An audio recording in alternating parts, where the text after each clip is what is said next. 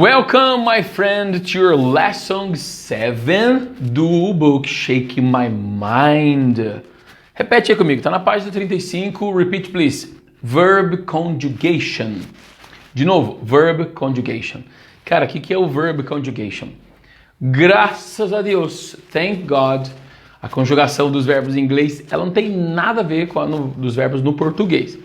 Apesar de não ser uma comparação justa, porque no português você simplesmente fala, né? Quando a gente vai para a escola aprender a conjugação de verbo, a gente memoriza só por aquele período para poder passar lá na chamada oral e depois esquece e continua falando tudo errado. Fala nós vai, nós tamo indo, né? A gente continua falando tudo errado. Porém, no inglês, que é abençoado, a conjugação de verbo, ela é muito simples, muito simples. E nós vamos falar especificamente da conjugação de verbo no presente. Então, eu faço, você faz, ela faz, é isso. Pensa comigo, ó. No português, quando vou colocar aqui a escrita. Cara, no português, quando você vai conjugar um verbo, então vamos ver o verbo fazer aí, ó. Eu faço, você faz, ela faz, ele faz. Nós fazemos, vós fazeis, eles e elas fazem. Você pode contar que é 5 no presente, 5 no passado, mais 5 no futuro e todas as outras variações. Então, no português, a gente vai ter pelo menos 5 variações. No inglês, nós teremos apenas uma variação. Oh, that's a blessing. Isso é realmente uma bênção. E olha só que legal. Existe uma lei universal para conjugação de verbo. O que é essa lei universal? É uma lei que é uma regrinha. O que eu vou ter que aplicar? Aonde que eu vou aplicar essa regra quando eu estiver conjugando o verbo? Escreve aí, ó. Você está vendo que no seu book aí tem o he, she, it, não tem?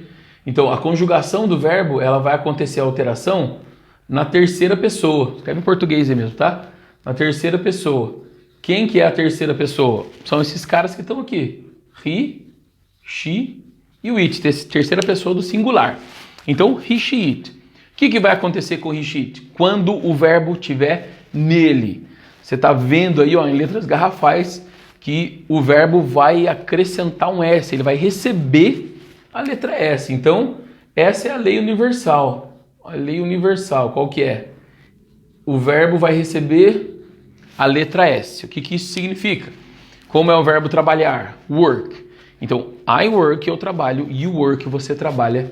Aí, quando chega no he, she e o it, a gente vai colocar he works, she works e o it works.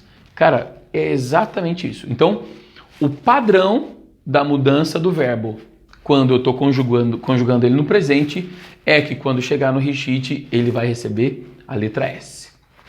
Tudo bem até aí?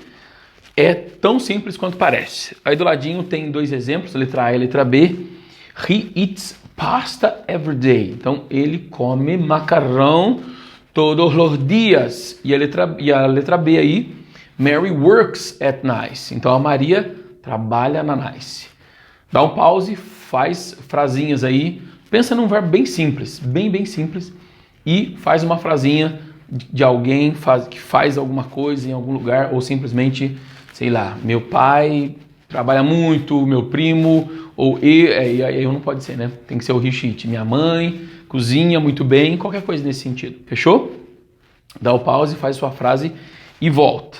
Faz umas 2 ou 3 frasinhas aí. O que acontece, meus amigos? Como tudo no inglês, toda exceção, toda lei, toda regra tem ali seus pontos de exceções. Então, quais são as exceções aqui no inglês? A lei universal é receber o S. A exceção é receber um ES. O verbo na terceira pessoa. Então, he, she, it, o verbo mais ES. Mas você vai entender como é óbvio que seja o ES. Olha só, o inglês não é um idioma sonoro. A gente já falou isso para você muitas vezes. O português é silábico, mas o inglês ele é sonoro. Então, você vai perceber que colocar o ES sonoramente, na maioria dos casos aqui, é justo. Que se colocasse só o S, sonoramente não ficaria inteligente, não ficaria bom aquele som. Então olha só, tá escrito exceptions aí no meio da folhinha. Vamos para a primeira descrição. Verbos terminados com Y. Verbs ended with Y. São duas situações. A letra A aí tem o play. O play ele termina com Y. Só que antes dele tem uma vogal, né? P-L-A-Y. Então, P-L-A-Y. Se tem vogal aqui, não muda nada. Chegou no recheat, o que eu faço? Place. Agora, ó o verbo cry aí, ó. Antes do Y tem o quê? Uma consoante, não tem? Então, o que vai acontecer? Já é uma regrinha você, quando você vai acrescentar alguma coisa numa palavra que tem Y, né? Não só verbo, você tira o Y e coloca um I. Então fica, ó, cries. Essa aqui é a única exceção que o som não tem lá aquela importância, porque se você falar cries sem escrever, sem estar vendo o que está escrito, não faz diferença. Cries. Parece que é cry mais o S. Contudo, na escrita muda. Então, na fala não muda nada, só na escrita que vai mudar. Segundo exemplo aqui de exceção. Ó, verbos terminados com sh ou s sound. Então, se o verbo termina com o som de sh no finalzinho dele, como o verbo push, por exemplo, push, ou se ele termina com s, como o verbo kiss, kiss, ele vai receber o quê? ES. Por quê, meus amigos? Olha o som. Imagina o verbo push aí, se recebesse só S no final. Ficaria push, push. Sonoramente não combina. E o kiss, a mesma coisa, já tem dois S's. Você imagina acrescentar mais um S onde tem dois S, não faz sentido nenhum.